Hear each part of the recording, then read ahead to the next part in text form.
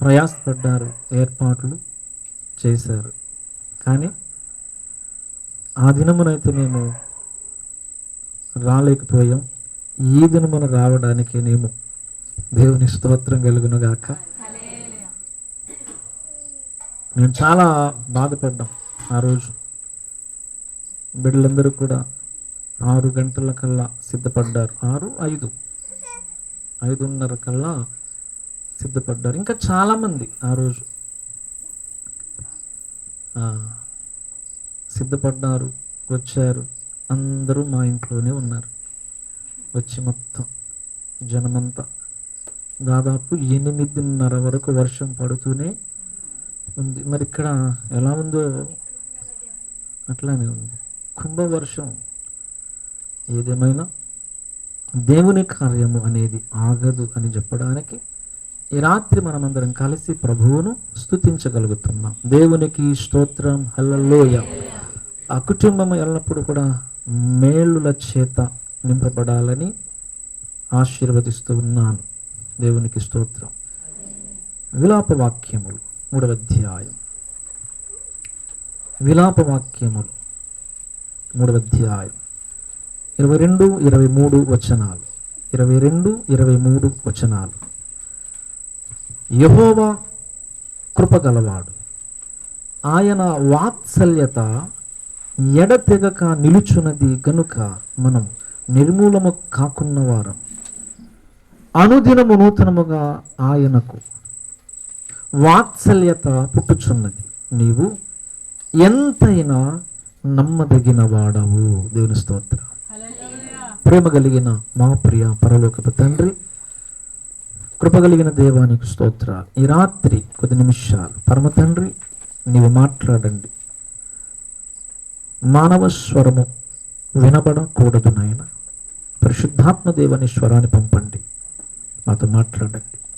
ఆ కుటుంబమునకు కానీ వచ్చిన బిడ్డలందరికీ కానీ నాతో మాట్లాడు, బిడ్డలందరితో మాట్లాడు ప్రభువా. మేము నీ వాక్యము ద్వారా నేర్చుకొని ఇంకా విశ్వాస విషయములు, భక్తి విషయములు ముందుకు ఎదుగుటకు సహాయము చేయండి. నీ ఆత్మ కార్యము జరుగునుగాక. నా హృదయాన్ని, బిడ్డల హృదయాన్ని పరిశుద్ధమైన నీ రక్తము చేత కడిగి వేయండి. కడిగి వాక్యాన్ని మా హృదయములోనికి పంపించండి. హృదయము ద్వారా మేము వాక్యాన్ని అంగీకరించి ఆ వాక్యమును బట్టి జీవించుటకు సహాయమును చేయండి. మనుష్యుడు రొట్టె వలన మాత్రము కాదు, ఆహారము వలననే కాదు, నీ నోట నుండి వచ్చే మాట వలన జీవిస్తాడు. వాక్య ఆహారం మాకు అనుగ్రహించి మమ్మను సంతృప్తులను చేయండి. నీ కార్యము ఇక్కడ జరిగించమని యేసు నామమున అడుగుచున్నాను, పరిశుద్ధ పరమ తండ్రి. ఆమేన్, ఆమేన్, ఆమేన్. దేవునికి మహిమ. హల్లెలూయా. ప్రభువునందు ప్రియమైన దేవుని బిడ్డలారా, దేవుని వాక్యము సెలవిస్తున్నటువంటి మాట విలాప వాక్యములు 3వ అధ్యాయములో లేఖనము సెలవిస్తూ ఉన్నటువంటి విషయం, యెహోవా కృపగలవాడు, ఎడతెగక నిలుచున్నది గనుక అనుదినము నూతనముగా వాత్సల్యత పుట్టుచున్నది. ఎవరు నమ్మదగిన వాడు? దేవుడు. ఇక్కడ లేఖనం సెలవిస్తున్నటువంటి మాట ఏంటంటే, అనుదినము నూతనముగా ఆయనకు వాత్సల్యత పుట్టుచున్నది. దేవుని వాత్సల్యత, దాక్షిణ్యత, ఆయన దయ, కరుణ, కనికరం ఇక్కడ లేఖనములు మనం చూస్తాం. ఎందుకు ఆయన మన పట్ల ఈ కనికరాన్ని కలిగి ఉన్నాడు? ఈ ఒక్క మాట మనం నేర్చుకుంటే చాలు. దేవుని స్తోత్రం. ఎందుకు మనం ఘనులమన, గొప్పవారి మన? ఎందుకు? ఇక్కడ కొన్ని విషయాలు మనం ఆలోచన చేయాలి. ప్రియులారా, భక్తుడు ఆరాధించు ఒక కీర్తన 103, అందరికీ పరిచయమైనటువంటి వచనాలు. 103 మొదటి వచనాలు. యెహోవాను సన్నుతించుము, సమస్తమా ఆయన పరిశుద్ధ నామమును సన్నుతించుము.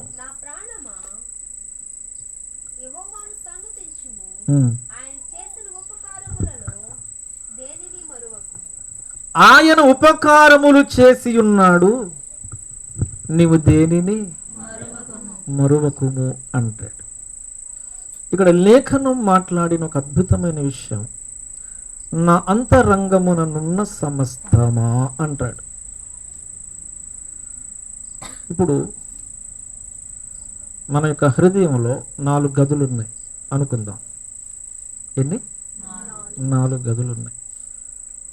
ఈ 4 గదులలో కూడా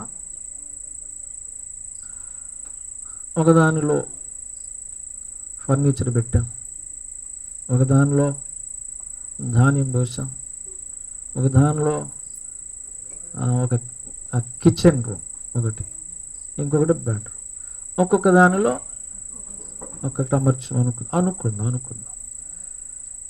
నిండిపోయిందా లేదా? మొత్తం ఫుల్ అయిపోయిందా? మాట్లాడరా? మొత్తం ఫుల్ అయిపోయింది, ఖాళీ లేదు. ఇప్పుడు ఆ గదికి సరిపడా ఏదో ఒక వస్తువు తెచ్చాం, అదనంగా ఇంకేదో కొనుక్కొచ్చాం, లోపల పెట్టాలి, కుదరట్లా. ఎందుకు? ఉన్నాయి 4 గదులు. ఈ 4 గదులలో ముందుగానే నింపేశాం, ఇంకా తీసుకొచ్చాం, పెట్టడానికి అవకాశం దొరకలేదు. పెట్టాలనుకుంటున్నాం, చాలా ప్రాముఖ్యమైనది. ఏం చేయాలి? ఇప్పుడు ఖాళీ చేయాలి. ఎప్పుడు ఖాళీ చేస్తాం? ఈ 4గింటిలో ఏదైతే ప్రాముఖ్యత లేనిది ఉన్నదో దాన్ని తీయాలనుకుంటాం. అంతేనా? ప్రాముఖ్యత లేనిది. ఇంటిలో వస్తువులో ప్రాముఖ్యత లేని ఉంటాయా? ఆలోచించండి. సహజంగా చెబుతున్నాను, చిన్న ఉదాహరణగా. వస్తువులతో ఒక ఇల్లు నింపబడినట్లు చాలా విధములైనటువంటి కార్యాలతో మనిషి యొక్క హృదయం నింపబడి ఉంది. 4 గదులు అనుకోండి, గదులు మొత్తం నింపబడి ఉంది. ఉన్నప్పుడు దేవునిని ఆరాధించడం సాధ్యం కాదు. అవుతుందా? కాదు. ఇక్కడ మనం నేర్చుకోవాల్సిన విషయం ఏంటంటే, నా అంతరంగముననున్న సమస్తమ అనే మాటలో ఈ భక్తునికి మనం అనుకున్నట్లుగా ఒక 4-5 గదులు ఉన్నాయనుకోండి హృదయములో. ఆ గదులన్నీ కూడా దేవుని ఉపకారాన్ని నింపుకున్నాడట. దేవుని స్తోత్రం. ఏది నింపబడింది? దేవుని ఉపకారము, మేలు అనగా దాని అర్థం పొందిన కార్యము లోపలుందా, లేక చేసినటువంటి వ్యక్తి లోపలున్నాడా? చేసిన వ్యక్తి లోపలున్నాడు. అందుకే పేతురు భక్తుడు తెలియజేస్తాడు, ప్రభువు నీ హృదయములో ప్రతిష్ఠించబడాలంటాడు. దేవునికి స్తోత్రం. వెలుగు చెబుదాం, ప్రభువు నీ హృదయములో ప్రతిష్ఠించబడాలి. ఎక్కడుండాలి? ఈ ఇంటిని ప్రతిష్ఠించుంటారు కదా కట్టినప్పుడు, అది గృహ ప్రతిష్ఠ అవుతుంది. మందిరం కట్టినప్పుడు మందిర ప్రతిష్ఠ అవుతుంది. అవునా?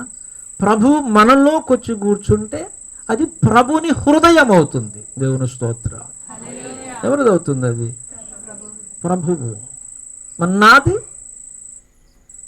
ఉండేది నేను కదా, మరి నాది కాకుండా పోతే ఎలా? ఈ ప్రశ్న ఎప్పుడు వస్తుంది? దేవుని యొక్క వాక్యము అనేది మనకు అర్థము కానప్పుడు వస్తుందన్నమాట ఈ ప్రశ్న. చూద్దాం ఒకసారి. కొలస్సీ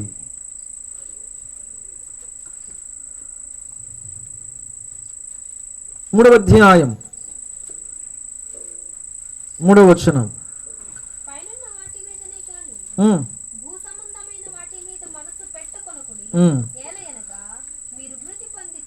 ఓకే, మీ జీవము క్రీస్తుతో కూడా దేవుని యందు దాచబడి ఉన్నది. ఎక్కడ? మన జీవము ఎక్కడ దాచబడి ఉన్నదని లేఖనం తెలియజేస్తుంది. దేవుని మన జీవం, మన జీవం. మరి ఇప్పుడు బ్రతికేది ఎవరు? ఇదే మనం ఆలోచన చేయాలి. ఇప్పుడు మరి నా జీవము దేవునిలో పరలోకమందు దాచబడి ఉంటే మరి నేను బ్రతకాలి కదా. ఎలా నేను బ్రతికేది? గలతీ పత్రిక 2వ అధ్యాయం 20వ వచనం. నేను క్రీస్తుతో కూడా సిలువ వేయబడి ఉన్నాను, ఇకను జీవించువాడను నేను కాను. చపలు కొట్టి ప్రభువును స్తుతించండి. దేవునికి స్తోత్రం కలుగును గాక. నా జీవమేమో ఆయన యందున్నది, ఆయనే నాలో జీవిస్తున్నాడు. దేవుని స్తోత్రం. అప్పుడు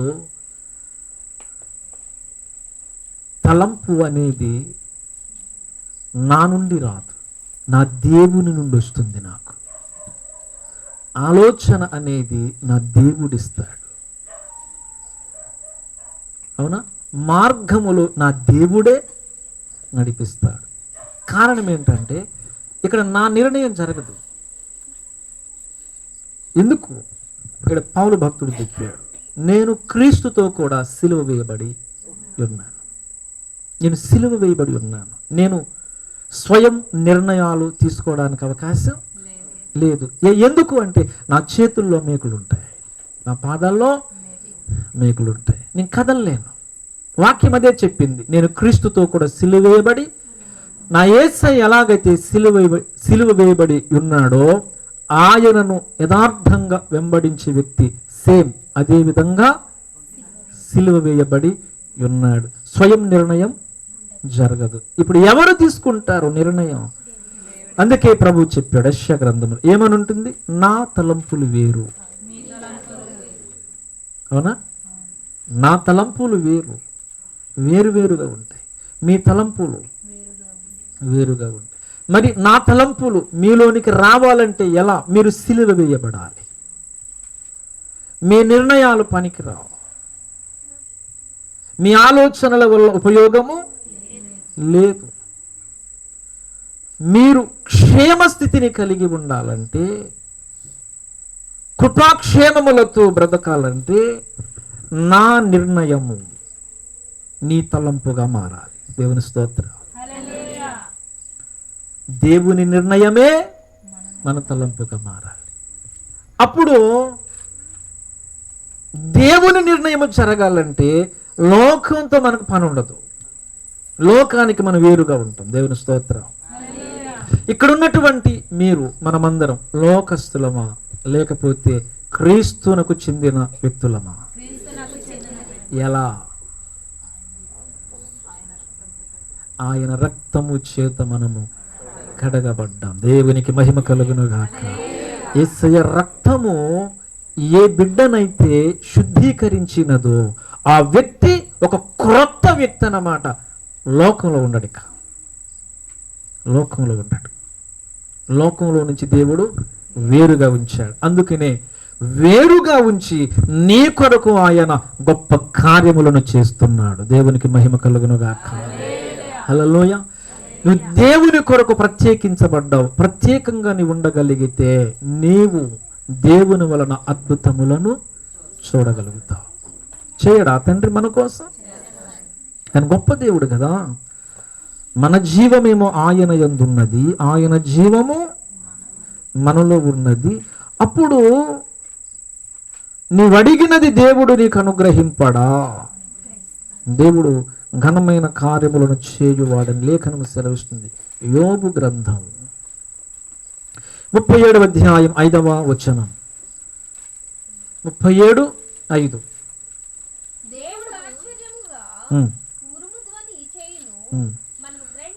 మనము గ్రహింపలేని గొప్ప కార్యములను ఆయన చేయును. దేవునికి స్తోత్రం.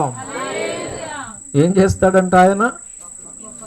గొప్ప కార్యములు మనము గ్రహింపలేని, అంటే మన ఊహకు అందవు. అంత గొప్ప కార్యాన్ని దేవుడు మన పట్ల చేస్తాడు. ఈ కుటుంబము పట్ల దేవుడు ఘనమైన కార్యాన్ని చేశాడు. కీర్తనాకారుని పట్ల కూడా దేవుడు గొప్ప కార్యము చేశాడు. గనుకనే నా అంతరంగముననున్న సమస్తమా, ఇప్పుడు చదవాలన్నమాట. నా అంతరంగముననున్న సమస్తమా ఆయన నామమును సన్నుతించుము. దేవునికి స్తోత్రం కలుగునుగాక. హల్లెలూయా. మనం ఎప్పుడైనా మాట్లాడుకుందామా?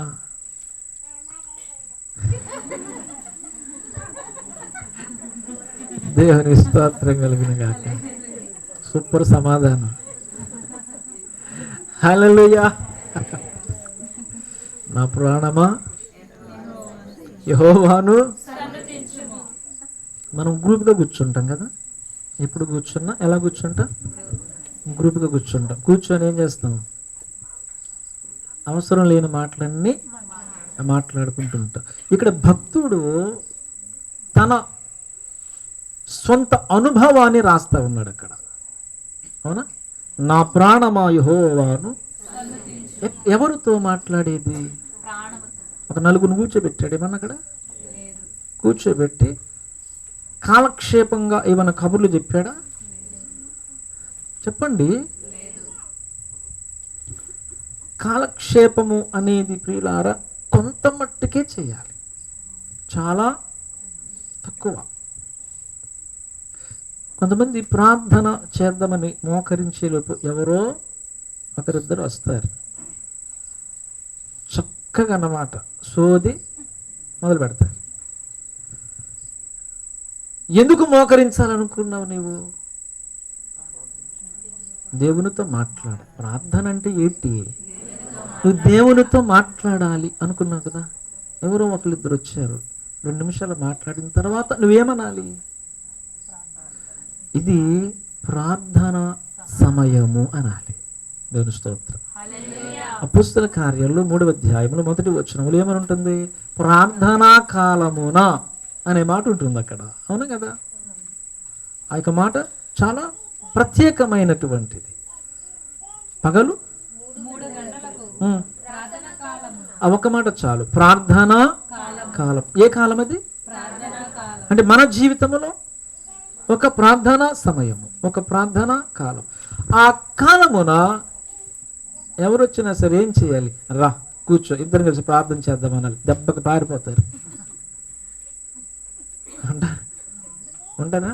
బలి వచ్చే అక్క అనాలి. మీరు ప్రార్థన చేసి అక్క అయితే ప్రార్థన చేస్తుంది. లేకపోతే లేచి వెళ్ళి కాస్త కూర ఇస్తావేమని వచ్చాను, కొత్త కూర పెడితే వెళ్ళిపోతాను. అయిపోయింది కూరక్క.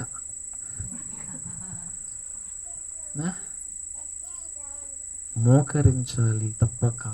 దేవుడు నిన్ను దర్శించాలంటే నువ్వు మోకరించాలి. ఈనాడు అనేక మంది ప్రార్థనను నిర్లక్ష్యం చేయడం ద్వారా దేవుని కార్యానికి దూరం అవుతున్నా. దేవుడు నా పట్ల కార్యాలు జరిగించట్లేదు అనుకుంటున్నారు. దేవుడు ఎవరిని కావాలని శోధించాడు, శ్రమ పెట్టాడు, కార్యాలను ఆఫ్ చేసి కూర్చోడు ఆయన. అవునా?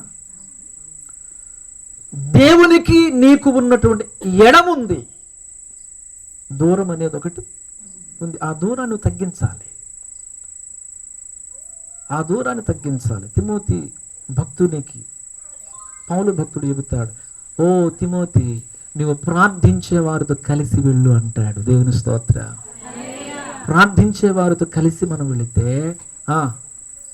దేవునికి మనకున్నటువంటి ఈ మధ్యలో ఉన్న తేడా, ఈ గ్యాప్ అనేది ఉండదు. ఇక దేవునికి మనం దగ్గర అవుతాం. దేవుని స్తోత్రం. వ్యక్తిగతమైనటువంటి ప్రార్థన ఉండాలి, కుటుంబపరమైన ప్రార్థన ఉండాలి, సంఘపరమైన ప్రార్థన ఉండాలి. ఎన్ని? మూడు. మొదటిది వ్యక్తిగతమైన ప్రార్థన, రెండవది కుటుంబ ప్రార్థన, కుటుంబ ప్రార్థన, మూడవది సంఘపరమైన ప్రార్థన. ఈ మూడు ఎక్కడైతే ఉన్నాయో ఆ కుటుంబములో దేవుడు ఉంటాడు. దేవుని స్తోత్రం. ఇంకా డౌట్ వద్దు, ఇంకా సందేహం అవసరం లేదు. ఆ మూడున్న చోట తప్పక దేవుడు ఉంటాడు. దేవుడు ఎక్కడ ఉంటాడు? ప్రార్థించే వారి దగ్గరే ఉంటాడు ఆయన. దేవుడి గురించి నువ్వు ప్రార్థన చేయకుండా ఎన్ని గొప్ప మాటలు మాట్లాడినా దేవుడు అక్కడ ఉంటాడు.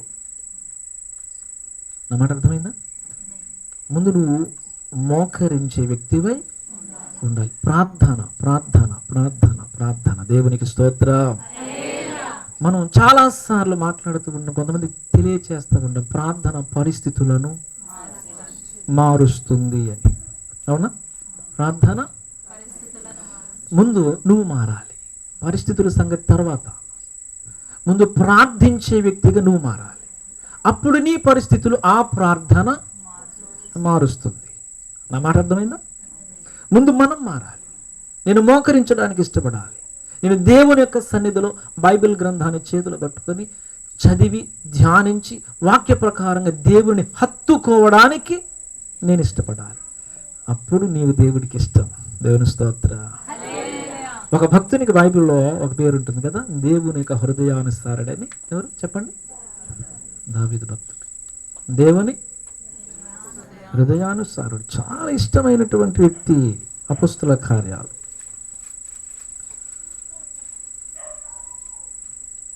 అపొస్తలుల కార్యాలు 13వ అధ్యాయం 22వ వచనం. తరువాత అతనిని తొలగించి దావీదును వారికి రాజుగా ఏర్పరిచెను. మరియు ఆయన, నేను యెషయి కుమారుడైన దావీదును కనుగొంటిని, అతడు నా ఇష్టానుసారుడైన కుమారుడు, అతడు నా ఉద్దేశములన్నీయు ఉమ్, నెరవేర్చునని చెప్పి ఆ. అతనిని గూర్చి సాక్ష్యం ఇచ్చాడు. దేవునికి స్తోత్రం. గట్టిగా చెప్పాలి హల్లెలూయా. ఏమని వ్రాయబడింది లేఖనములో? అతడు నా ఇష్టానుసారుడైన మనుష్యుడు, అతడు నా ఉద్దేశములన్నీ నెరవేర్చును. అంటే దాని అర్థం, నా ఉద్దేశములన్నీ నెరవేర్చును అంటే దేవుని హృదయమును తొంగి చూచిన వాడు దావీదు. ఆమేన్. నా ఉద్దేశములు ఆయనకు తెలుసు అంటే దాని అర్థం ప్రభు హృదయాన్ని చూసినట్లే కదా. అవునా? దేవుని హృదయమును చూడగలిగిన కన్నులు దావీదునకున్నాయి. ఆ కన్నులతో చూశాడు, దేవుని మనస్సును చూశాడు, ఆయన సంగతులను తీసుకొచ్చి మనసులో పెట్టుకున్నాడు. అందుకని అన్నాడు, నాకు నీ వంటి చాలా ఇష్టం. అంటే నేను అనుకున్నది నువ్వు చేయడానికి ఇష్టపడతావు. మనం చాలాసార్లు ప్రభు నేను అనుకుంటున్నా ఇది జరగాలి, ఇది జరగాలి, ఇది జరగాలి, మనం చాలా ఇబ్బంది పెట్టినట్లుగా ప్రభు దగ్గర ఏం చేస్తామంటాం, అడుగుతా ఉంటాం. ఆయనేమో సైలెంట్గా ఉంటాడు, నెమ్మదిగా అలానే ఉంటాడు. ఏంటి తండ్రి ఎంతగా అడిగినా సరే ఎందుకు నువ్వు సైలెంట్గా ఉన్నావు అని ఒకటే చెబుతాడు. నీ మనసులో ఉన్నది అడుగుతున్నావు తప్ప నా మనసులో ఉన్నది నువ్వు పట్టించుకోవట్లా. నువ్వు అనుకున్నది చాలా తక్కువ, నీ పట్ల నేను అనుకున్నది చాలా ఎక్కువ. నేను అనుకున్నది నువ్వు అడగాలి. దేవునికి స్తోత్రం. దేవుడు అనుకుంటున్నాడు, ఆయన అనుకున్నది ఏంటో నీ కళ్ళతో చూడాలి. అలా చూచినటువంటి వ్యక్తే భక్తుడైన దావీదు. అందుకే ఇక్కడ ఒక మాట ఏంటంటే, నేను యెషయి కుమారుడైన దావీదును కనుగొంటిని. చూసారా? లోకమంతా చూశాడు ఆయన. చూసి ఆయన ఏం చేశాడు, సెలెక్ట్ చేశాడు అన్నమాట. దేవుని స్తోత్రం. కనుగొంటిని అంటే పరిశోధన జరిగినట్లేనగా, అవునా? చాలా మంది ఆయన కంటికి కనబడ్డారుగా, అనేక మందిని చూశాడు, కానీ అందరినీ కాదనుకున్నాడు. ఎవరు కావాలి, ఎందుకు కావాలి? అదే దావీదులో ఉన్న లక్షణాన్ని చూశాడు దేవుడు. దేవుని స్తోత్రం. అందుకనే విశ్వాసి నీ హృదయం బాగుండాలి. హృదయము, నీ హృదయములో ఉన్న 4 గదులు ఉంటే 4 గదులలో కూడా దేవుడే ఉండాలి, నిండిపోయి ఉండాలి ఆయన. దేవుని స్తోత్రం. 3 గదుల్లో దేవాన్ని ఉండు, ఒక గది మాత్రం నా ఇష్ట ప్రకారంగా నేను జరిగించుకుంటాను అంటే ఆ 3 గదుల్లో కూడా కూర్చోడు ఆయన. ఉంటాడా? ఉండడు. ఆయన నిన్ను తన వలే ఉండాలని ఇష్టపడ్డాడు. దేవుని స్తోత్రం. దేవుడు అనగా పరిశుద్ధుడు, అవునా? పరిశుద్ధుడు, ఆయన ప్రత్యేకంగా ఉన్నవాడు. ఆ ఉన్నతుడైనటువంటి దేవుడు ఆయన వలె నీ ఉండాలని కోరుకోవటంలో నీ ఘనత ఏముంది? అక్కడ ఏమీ లేదు. కానీ నిన్ను హెచ్చించాలనుకున్నాడు ఆయన. దేవుని స్తోత్రం. కానీ మనం అక్కడే కూర్చోనంటే కుదరదు, మనం మారాలి. 91వ కీర్తనలో ఒక మాట ఉంటుంది, 14వ వచనం. అతడు నన్ను ప్రేమించుచున్నాడు గనుక ఆ, నేను అతనిని తప్పించెదను. ఉమ్, అతడు నా నామము నెరిగిన వాడు గనుక ఆ. నేను అతనిని ఘనపరచెదను. ఒక్క మాట, నా నామమును ఎరిగిన వాడు గనుక నేను అతన్ని. అంటే దేవునిని మనం ఎరుగుట వలన దేవుడు ఏం చేస్తాడట? దేవుని మన హృదయములో ప్రతిష్ఠించుకోవడం ద్వారా మనలను దేవుడు ఘనపరచాలనుకుంటున్నాడు. దేవుని స్తోత్ర. దేవుడేమి మనలను ఎదగాలని కోరుకుంటున్నాడు. మనం ఏం చేస్తున్నాం? దేవునికి దూరంగా ఉంటున్నాం. దూరంగా ఉండొచ్చా? మీరు దూరాన ఉన్నారా, దగ్గరగా ఉన్నారా? దేవునికి ఎంత దగ్గరగా ఉన్నారు చెప్పగలరు? ఏమన్నా చెప్పండి. సింపుల్ చిన్న ఉదాహరణ చెప్పను, చాలా సింపుల్గా చెబుతాను ఉదాహరణ. ఇదేంటిది? ఒక మనిషి. ఇదేంటి అనుకోండి, ఒక మనిషి అనుకోండి. ఇది కూడా ఒక మనిషి అనుకోండి. బైబిల్, ఇది దేవుని హస్తం అనుకోండి. బైబిల్ గ్రంథం దేవుని మాటే, అనుకోవడం ఏం లేదు, దేవుని హస్తం. ఇప్పుడు ఈ వ్యక్తి ఎక్కడున్నాడు? వ్యక్తి కదా, ఎక్కడున్నాడు? దేవుని యొక్క చేతిలో ఉన్నాడు ఈ వ్యక్తి. ఇప్పుడు మధ్యలో గ్యాప్ ఉందా? అర్థమైందా లేదా? మధ్యలో గ్యాప్ ఉందా? గ్యాప్ ఉంది. ఇది పెద్ద దూరం అంటారు దీన్ని? చెప్పండి గట్టిగా. కాదు, చాలా దగ్గరలో ఉన్నాయి. కానీ ఈ చేతిలో ఉన్నంత దగ్గరగా ఉన్నారా? బాగా అర్థం చేసుకోండి. గ్యాప్ అనేది గ్యాపే, దూరం అనేది ఎంతున్నా దూరము దూరమే. మనం అనుకుంటాం నేను దేవునికి చాలా సమీపంగా ఉన్నాను అనుకుంటాం, కానీ మనం లెక్కేసుకోం. ఒక జాన ఇలాగనుకుందాం, ఇది కూడా నీకును దేవునికి మధ్యలో దూరమే కదా. దాన్నెందుకు మనం గ్రహించలేకపోతున్నాం? ఇది వద్దు అంటున్నాడు దేవుడు. నువ్వు ఆయన చేతుల్లోకి పూర్తిగా వచ్చి కూర్చోవాలంటాడు ఆయన. దేవుని స్తోత్ర. అలా ఆయన చేతుల్లోనికి మనం రావాలంటే ప్రియులారా, దేవుని ప్రేమించే విషయంలో మనం ఒక నిర్ణయానికి వచ్చేయాలి. సింపుల్గా మాట చెప్తాను మీకు. ప్రేమించు విషయములో మనం ఒక నిర్ణయానికి ఏంటది ఆలోచన చేద్దాం. పరిశుద్ధ గ్రంథములో అనేక మంది భక్తులు కనబడతారు మనకు, అవునా? నోహు కానీ, హనుకు కానీ, హగ్గయి కానీ, జెరుబ్బేలు కానీ, ఎజ్రా కానీ కదా, భక్తులు ఉన్నారు కదా, ఏలియా కానీ, వీరు నేరుగా దేవుని ముఖమును చూచి దేవుడు మాట విని దేవుడు నడవమన్నట్టు నడవడానికి గల కారణం ఏంటి?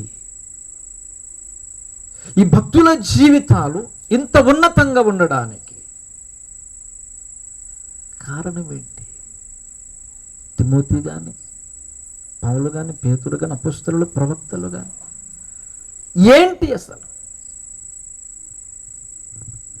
గమనించండి.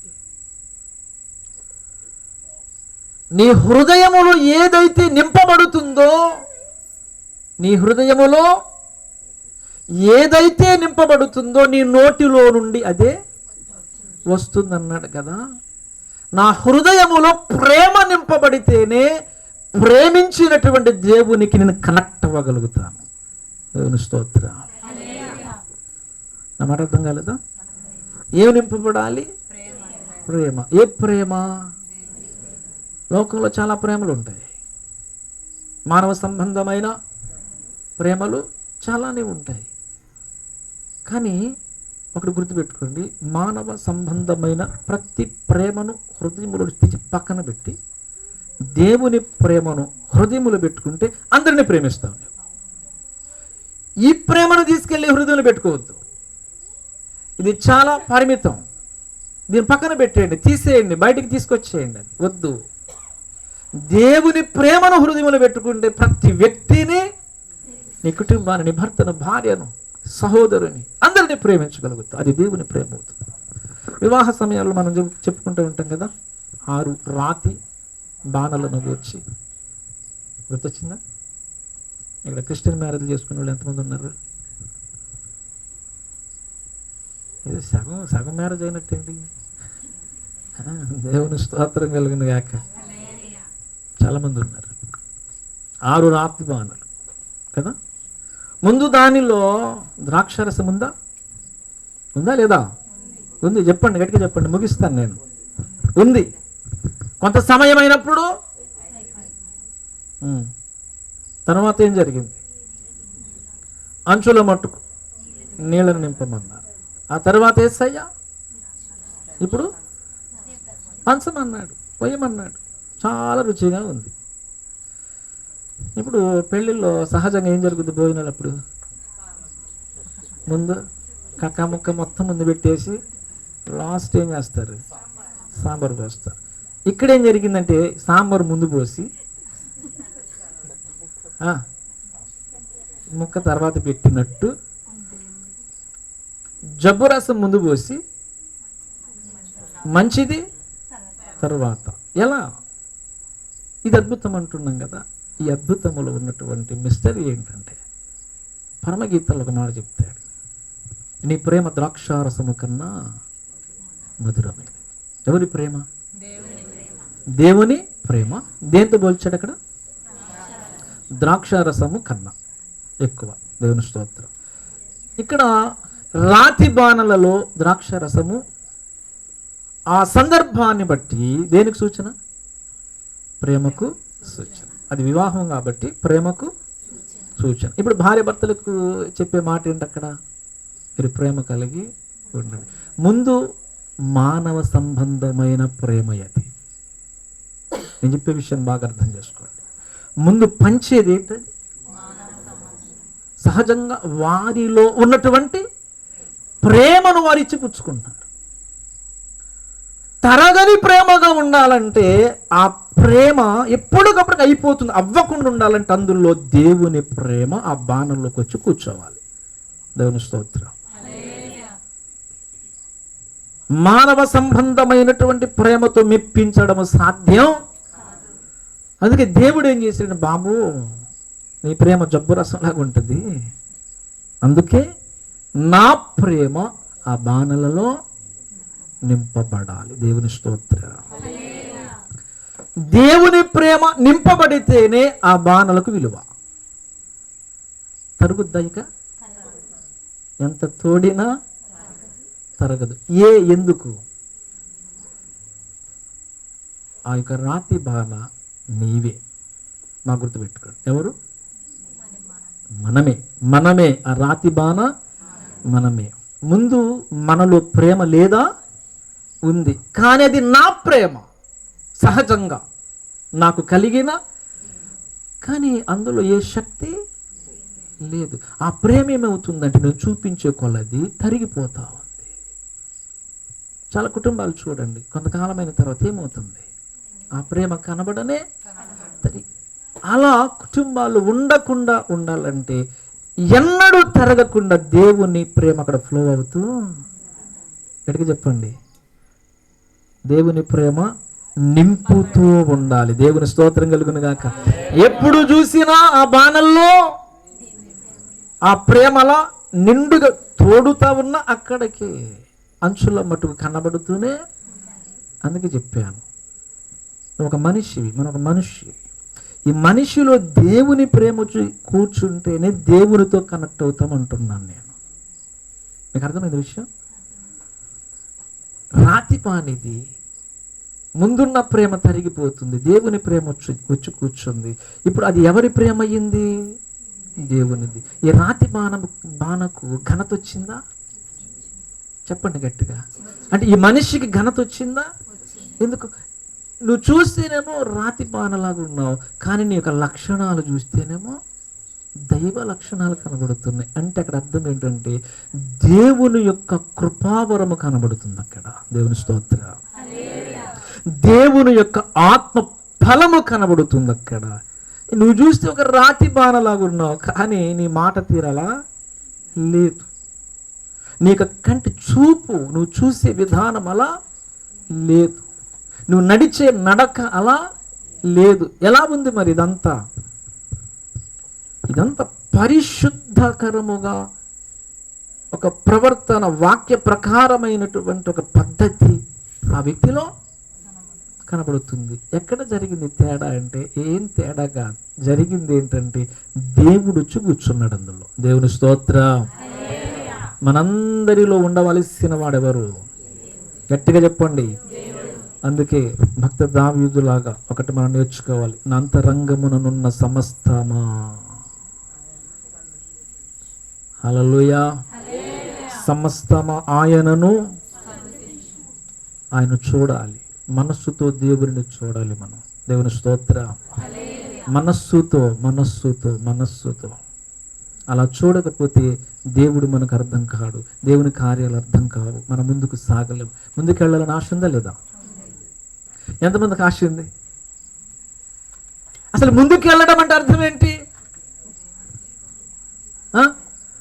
ఆధ్యాత్మిక జీవితాన్ని అభివృద్ధిలోనికి నడిపించుకోవడం, అదే కదా. ఆత్మీయతలో నేను బలవంతుడుగా ఉండాలి అనేది ముందుకెళ్ళడం. ఆత్మీయతలో దేవుని యొక్క ఘనతను నేను చూడాలి. ఈ బలహీనుని దేవుడు ఆ స్థాయిలో తీసుకెళ్తాడా? తీసుకెళ్తాడు. నీకు మాత్రమే నిన్ను చూసినప్పుడు నీకు బలహీనుడు అనిపిస్తుంది, కానీ దేవుడు నిన్ను చూస్తే, దేవుడు నిన్ను పట్టించుకుంటే, నిన్ను అభివృద్ధి చేయాలని దేవుడు అనుకుంటే నీ ఒక మహా శక్తిమంతుడు అయిపోతావు. దేవుని స్తోత్రం కలుగును గాక.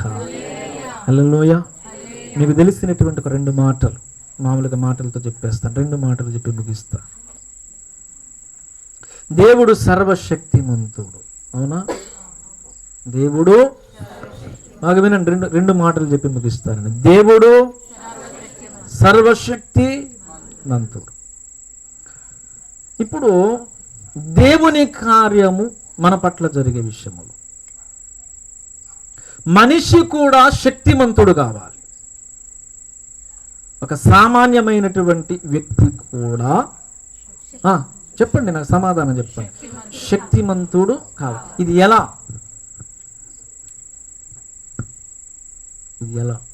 పౌలు భక్తుడు చెబుతాడు, నేనెప్పుడు బలహీనుడను, గట్టిగా ఉంది, మైండ్లో ఉంది కానీ బయటికి రాట్లా, తీయాలి, బయటికి తీయాలి. నేను బలహీనుడినే, నా వలనేమి. మరి బలవంతుడు ఎలాగైపోయాడు? ఇంకొక మాట అంటాడు, దేవుని సహాయము వలన నేను సమస్తము చెయ్యగలను.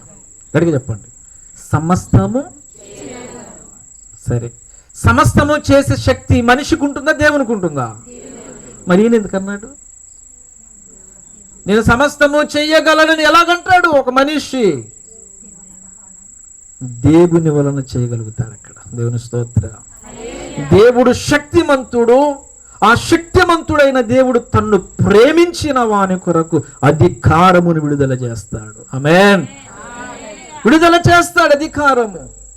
నీకు ఉపకారము చేయాలని దేవుడు చూస్తున్నాడు.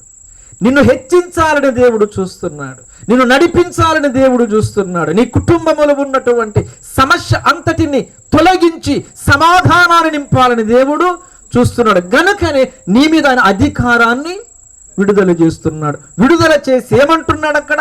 నీవు సమస్తమును చెయ్యగలవు అంటాడు. ఒక మనిషిని కూడా దేవుడు తన యొక్క బలముతో నింపగలడు, తన కార్యముతో నింపగలడు, సంతోషభరితులను చెయ్యగలడు. దేవుని స్తోత్రం. ప్రియులారా, కుటుంబములో ఏదన్నా సమస్య ఉంటే విచారపడొద్దు, విచారపడకండి, కలవరం వద్దు. దేవుడు మనకు గొప్ప ఆయుధాన్ని ఇచ్చాడు. ప్రార్థన అనే ఒక గొప్ప ఆయుధాన్ని దేవుడిచ్చాడు. నువ్వు మోకరిస్తే చాలు, ఆ శక్తిమంతుడైన దేవుడు నీకు ఒక అధికారాన్ని విడుదల చేస్తున్నాడు ఆయన. ఆమేన్. నీ కుటుంబము యొక్క పరిస్థితులన్నీ మారిపోతాయి. మారవా? మీ జీవితాలు మారలేదా? మీ కుటుంబాలు మారలేదా? అద్భుతాలు చేశాడా దేవుడు? గట్టిగా చెప్పండి. చలిలో ఉన్నట్టు చెబుతున్నారు, చేశాడు అన్నట్టుగా. దేవుని స్తోత్రం. చేశాడా దేవుడు? ఏం చేశాడంటే ఇంకా తెల్లవారు సాక్ష్యాలే ఉంటాయి. మళ్ళీ అంత గొప్ప కార్యము దేవునిది. దేవునికి మహిమ. అందుకే కుటుంబములో ఏదైనా ఒక సమస్య కనబడినప్పుడు ఒక్కటే, నువ్వు మోకరించడమే, మోకాళ్ళు వేయటమే. చాలామంది మోకాళ్ళు వేసి ప్రార్థన చేయడానికి ఇష్టపడరు. నా కోసం ప్రార్థన చేయని బ్రదర్ అంటారు. మరి ఈయనేం చేస్తాడు? అర్థమైందన్నమాట. అక్క నా కోసం ప్రార్థన చేయని, అర్జెంటుగా కూలికి వెళ్ళి రావాలి, పొలం చోటుకి వెళ్ళి రావాలి. మరి నువ్వేం చేస్తావు? మొదట నీవు దైవ సన్నిధిలో మోకరించు, కన్నీరు పెట్టాలి. మీ కుటుంబాల కొరకు దేవుడు ఒక మాట, విలాప వాక్యాలు మన కుటుంబాల కోసం రాస్తాడు. నీ పసిపిల్లల ప్రాణము కొరకు రేయి మొదటి జామున మోకరించి ప్రార్థన చేయి కన్నీటితో అంటాడు. దేవుని స్తోత్రం కలుగునుగా. ఎలా చేయట? ఇప్పుడు మొదటి జామున లేచి. ఇంకొక మాట ఉంది కదా కీర్తన గ్రంథంలో, మధ్యాహ్నము, ఉదయకాలము, సాయంకాలము ప్రార్థన చేయము అంటాడు. దేవుని స్తోత్రం. ఎందుకు ఈ ప్రార్థనలను గురించి దేవుడు ఎందుకు రాస్తాడంటే తన శక్తిని నీకు ఇవ్వాలనుకుంటున్నాడు ఆయన. ఆమేన్. మనకు శక్తి కావాలా? విడుదల కావాలా? చాలా మంది చీకటి శక్తులతో శోధించబడుతూ ఉంటారు, దురాత్మలతో, దుష్ట శక్తులతో శోధించబడుతుంటారు. ఒకటే గుర్తుపెట్టుకుని, దేవుడు ఇచ్చిన అధికారాన్ని దగ్గర ఉంటే అసలు ఏది నేనేం చేయలేదు. చేస్తుందా? రానియడు, అసలు నేను తాకనివ్వడు దేవుడు. దేవుని స్తోత్రం. ఆయనకు బలమైన హస్తం సాతాను కబంధ హస్తాల నుంచి విడిపిస్తుంది. దేవుని స్తోత్రం. దేవుడు బలవంతుడు. దేవుని బలముతో పోల్చుకుంటే ఈ సమస్య ఎంత, దేవుని బలముతో పోల్చుకుంటే ఇక చీకటి కార్యాలు ఎంత. అవునా కదా? ఆ బలవంతుడైన దేవుని పాదాలు పట్టుకుంటే చాలు, మనం తొక్కి పడేస్తాడు సమస్యలన్నింటినీ. దేవునికి మహిమ. సమృద్ధిగా మీ కుటుంబాల్లో దేవుని కార్యాలు జరగాలి. ఆమేన్.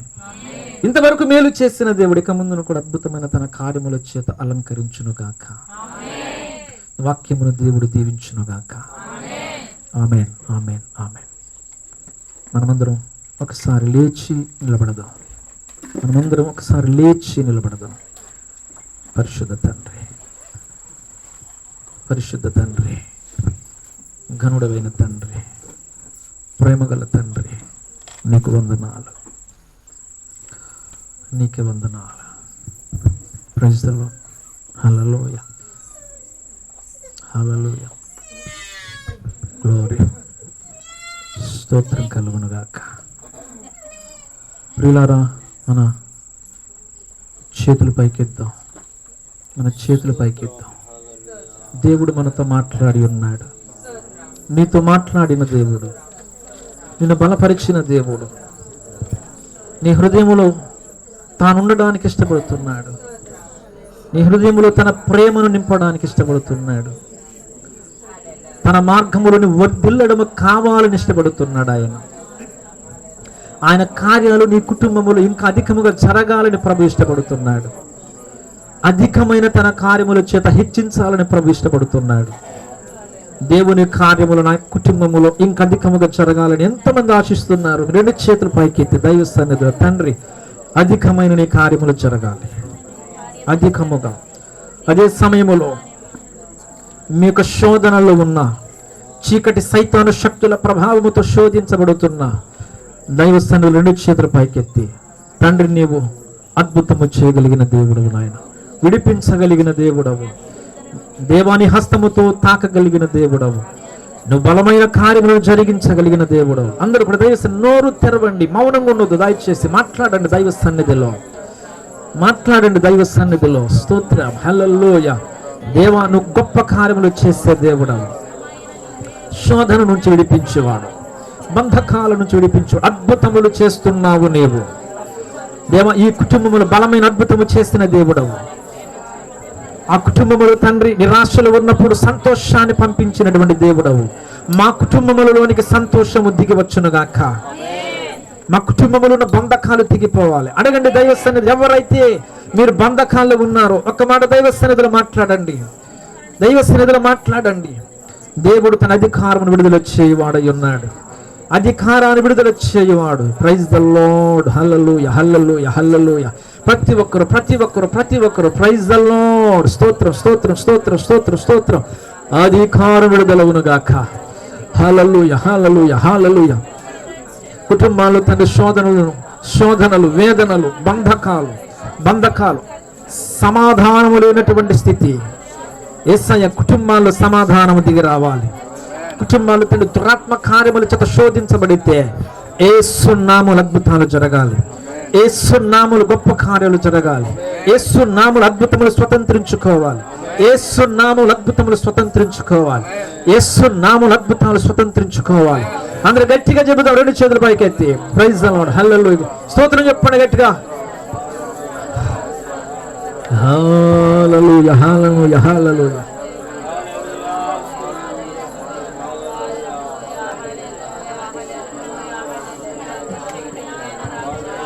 దేవానికి హస్తము తాకాలి, నీ హస్తము తాకాలి, నీ హస్తము తాకాలి, నీ హస్తము తాకాలి. హల్లెలూయా, హల్లెలూయా, హల్లెలూయా, హల్లెలూయా. పాడదాం. హల్లెలూయా, స్తోత్రం, హల్లెలూయా. దేవా, అద్భుతము జరుగును గాక, అద్భుతము జరుగును గాక. కుటుంబంలో ఉన్న ప్రతి సమస్యలు యేసు నామములో కొట్టివేయబడును గాక. సాతాను సంబంధమైన కార్యములు యేసు నామములో కొట్టివేయబడును గాక. కుటుంబంలో మేలు జరుగును గాక, ప్రతి కుటుంబంలో మేలు జరుగును గాక. ఈ కుటుంబంలో ఇంకా అధికమైన దేవుని కార్యము జరుగును గాక. Praise the Lord, praise the Lord, praise the Lord. ఆత్మీయ అంతస్తు, ఆత్మీయ జీవితములో తండ్రి ఉన్నతమైనటువంటి మెట్టునకు ఈ కుటుంబము ఎదుగును గాక. మీరు అక్కడికి సిద్ధపరచండి, కుటుంబములు మేలు చేయండి, ఘనమైన కార్యములు ఇంకా అధికముగా జరుగును గాక. ఇంతవరకు మేలు చేసిన దేవా, ఇక ముందు నీ కుటుంబములో మేలు జరుగును గాక. హల్లెలూయా, ప్రైజ్ ది లార్డ్. నీకే స్తోత్రం, పరిశుద్ధాత్మా నీకే స్తోత్రం, పరిశుద్ధాత్మా నీకే స్తోత్రం. హల్లెలూయా hallelujah hallelujah hallelujah hallelujah hallelujah hallelujah hallelujah hallelujah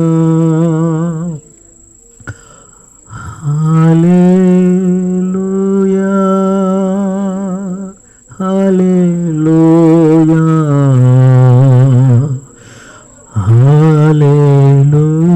హల్లెలూయా. ప్రభువాని స్తోత్రాలు నాయన, స్తోత్రాలు నాయన, స్తోత్రాలు స్తోత్రాలు నాయన.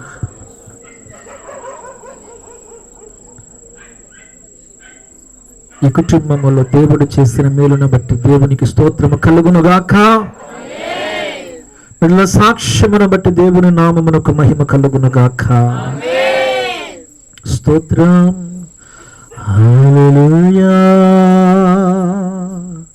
హల్లెలూయా hallelujah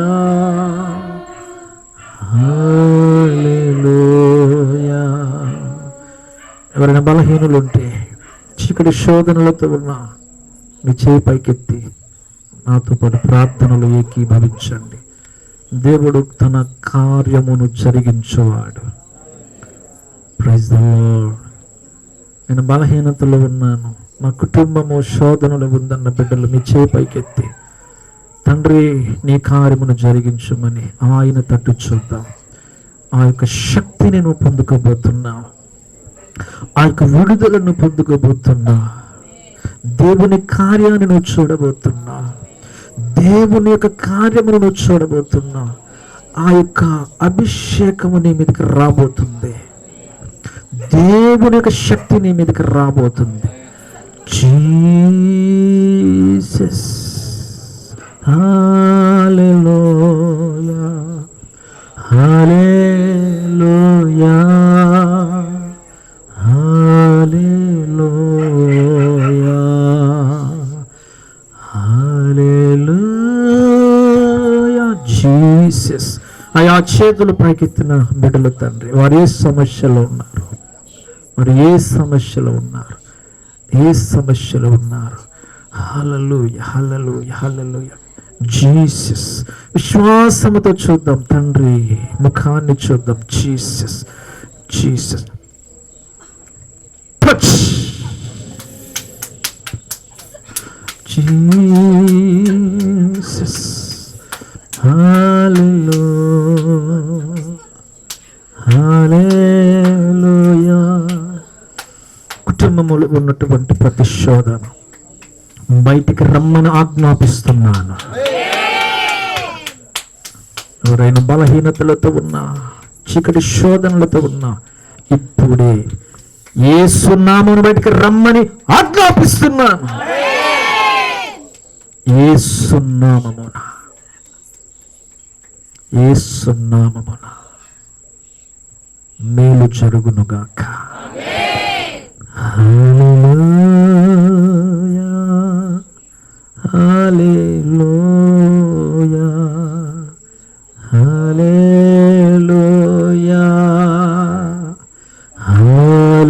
hallelujah hallelujah hallelujah hallelujah హల్లెలూయా.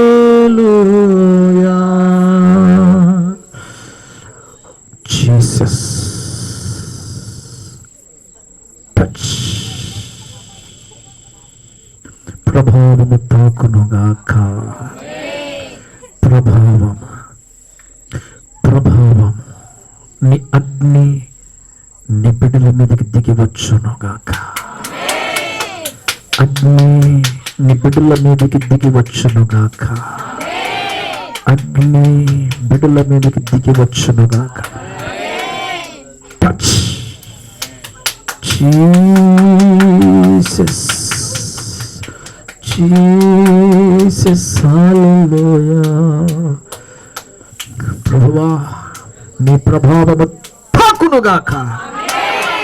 నీ ప్రభావము తాకునుగాక. నీ ప్రభావము తాకునుగాక. నీ ప్రభావము విడుదలవునుగాక. Hallelujah, hallelujah, hallelujah, hallelujah. Praise the lord. తండ్రి, బిడ్డల తలల మీదకి నాయన నీకు హస్తాన్ని తీసుకురండి. నువ్వు తాకటము బిడ్డలకు తెలియాలి. నీ హస్తము తాకటము తెలియాలి నాయన. జీసస్, జీసస్, తాకు నాయనా, తాకు నాయనా. ప్రైజ్ ద లార్డ్, హల్లెలూయా. దేవాని పరిశుద్ధాత్మ నీ బిడ్డలలో ఇప్పుడే నింపబడాలి. ఇప్పుడే నింపబడాలి. ఈ క్షణం ప్రభువా, మేము ఈ యొక్క గ్రామాన్ని, ఈ గృహాన్ని విడిచిపెట్టి వెళ్ళక మునుపు ప్రభు యొక్క కొద్ది సమయములో ఒక గొప్ప అగ్ని పరలోకము నుండి తండ్రి మేమున్న స్థలములోకి దిగి వచ్చునుగాక. దేవుని అగ్ని, దేవుని అగ్ని. ఇదిగో దేవుని పరిశుద్ధాత్మ, ఇదిగో దేవుని పరిశుద్ధాత్మ శక్తి మీ మీదికి దిగి వచ్చుచున్నది. Praise the lord. దేవుని పరిశుద్ధాత్మ, పరిశుద్ధాత్మ శక్తి, ఆత్మ బలము, ఆత్మాభిషేకం. హల్లెలూయా. ప్రభువా, బిడ్డలను కదిలించండి. ఆత్మతో నింపండి నాయన.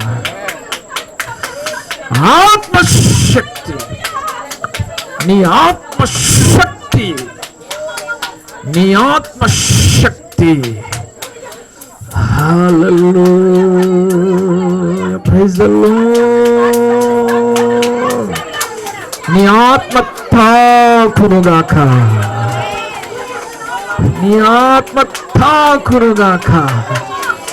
నింపబడాలి, నింపబడాలి, నింపబడాలి, నింపబడాలి, నింపబడాలి. ఆత్మశక్తిని పొందాలి అందరూ. ఆత్మశక్తిని, పరిశుద్ధాత్మ శక్తిని. Jesus touch. Hallelujah, hallelujah. Fire, fire. అగ్ని, పరలోకము నుండి అగ్ని. మేమున్న చోట ఈ కుటుంబములో ఒక అద్భుతము జరగాలి నాయన. ఫైర్. జీసస్. ఒక గొప్ప అగ్ని మండించునుగాక. పరిశుద్ధాత్మ అగ్ని, అగ్ని, అగ్ని, అగ్ని, అగ్ని, అగ్ని, అగ్ని రగులు కొనుగాక. Hallelujah, hallelujah, hallelujah, hallelujah, hallelujah, hallelujah, hallelujah. Praise the lord.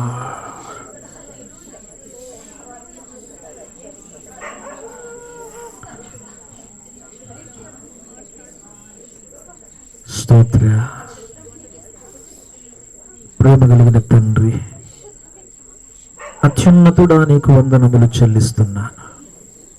నువ్వు బలవంతుడమైన దేవుడు. ఈ రాత్రి ఈ కుటుంబము యొక్క మేలు కొరకై అయా నీవే దిగి వచ్చినందుకు స్తోత్రాలు.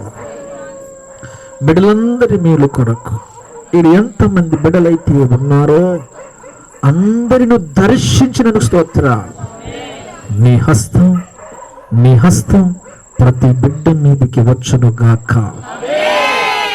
నువ్వు గొప్ప దేవుడవు, బలమైన క్రియలు జరిగించేవాడు. బిడ్డల కుటుంబాలు తండ్రి విడిపించబడాలి. కుటుంబాల మేలు జరుగును గాక. మేలు మేలు మేలు మేలు మేలు. నీవున్న గృహము తండ్రి నీ వెలుగుతో నింపబడుతుంది. అక్కడ నీ సమాధానం కనబడుతుంది. అక్కడ నీ ఆశీర్వాదమే నిలుస్తుంది. ఏదైనా కుటుంబములో తండ్రి ఇది నేను అడుగు పెట్టాం, ఆశీర్వాదము నిలిచి ఉన్నదని నమ్ముచున్నాం. మారాక ఈ కుటుంబానికి దీవెనకరమగునుగాక. ఈ కుటుంబములు ఇంకా అత్యధికమైనటువంటి మేలు జరుగునుగాక. తండ్రి ఈ కుటుంబంలో తండ్రి వారు మోకరించి ప్రార్థన చేస్తా ఉన్నప్పుడు అడిగిన అంశములు ఏవైతే ఉన్నాయో యేసు నామములో అవి నెరవేరునుగాక. అవి జరుగునుగాక. అవి జరుగునుగాక. నీ కార్యము జరుగునుగాక. ఇక్కడ అనేక మంది బిడ్డలు ఉన్నారు, స్థానికంగా బిడ్డలు ఉన్నారు. ఆ బిడ్డలను, వారిని, కుటుంబాలను ఆశీర్వదించండి తండ్రి. వారి సమస్యలు ఏవైనా ఉంటే కొట్టివేయండి. యేసు నామములో కొట్టివేయబడునుగాక. మేలు మేలు అనేది బిడ్డలు స్వతంత్రించుకుని వెళ్ళునుగాక.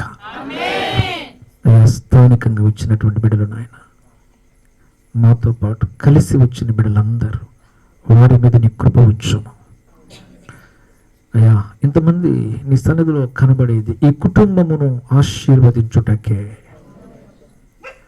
వచ్చిన బిడ్డలందరినీ దీవించండి. రాజు గారి కుటుంబాన్ని ఆశీర్వదించండి, తనను, తన భార్యను, బిడ్డను. ఇంకా ఈ కుటుంబములో ఎంతమంది అయితే ఉన్నారో అందరి మీదనే కనికరము దిగి వచ్చునుగాక. సమాధానముతో ఉండాలి, పరిశుద్ధాత్మ కార్యాలతో నింపబడాలి. భౌతికంగా ఎన్ని మేలైతే పొందారో ఆత్మీయంగా దానికి మించి మేలు పొందాలి. ఈ కుటుంబములో తండ్రి ప్రార్థన అభిషేకం విడుదలవునుగాక. పరిశుద్ధాత్మ శక్తి కొనసాగునుగాక. ఆత్మ కార్యము బలముగా జరుగునుగాక. ఎల్లప్పుడూ నీ బిడ్డలు తండ్రి ప్రార్థించి ఇంకను అధికమైన కార్యములను స్వతంత్రించుకొనును గాక. స్తోత్రం తండ్రి. అయా, ఎవరైనా బలహీనతలతో ఉంటే ఇప్పుడే తండ్రి బలహీనతలను కాల్చేయండి. యేసు నామములో కాలిపోవాలి. ఏ శోధనైనా సరే, ఏ శోధనైనా, అవి కుటుంబ శోధనైనా, వ్యక్తిగతంగా శోధనలో ఉన్నా, చెప్పలేని పరిస్థితిలో ఉన్నా, యేసు నామమున ఆజ్ఞాపిస్తున్నాను.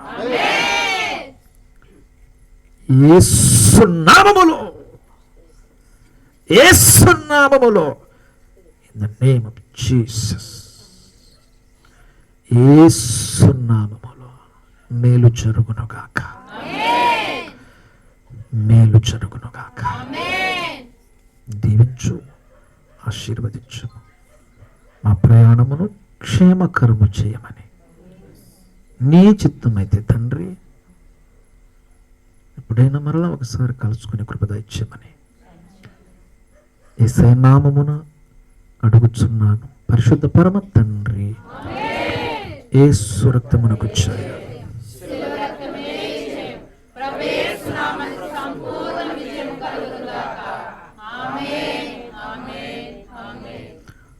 మన తండ్రి అయిన దేవుని ప్రేమ, మన రక్షకుడైన యేసయ్య కృప, పరిశుద్ధాత్మ దేవుని తోడు, కాపుదల, సన్నిధి, సహవాసం చేరి వచ్చిన మనకందరకును, రాజు గారి కుటుంబానికి, వారికి కలిగిన సమస్తానికి, సర్వలోకములు చెదిరి ఉన్న ప్రార్థన పోరాట యోధులందరికీ దేవుని మహాకృప తోడుగా ఉండి తన రాకడకి సిద్ధపరచునుగాక. ఆమేన్, ఆమేన్, ఆమేన్. దేవుని స్తోత్రం. హల్లెలూయా.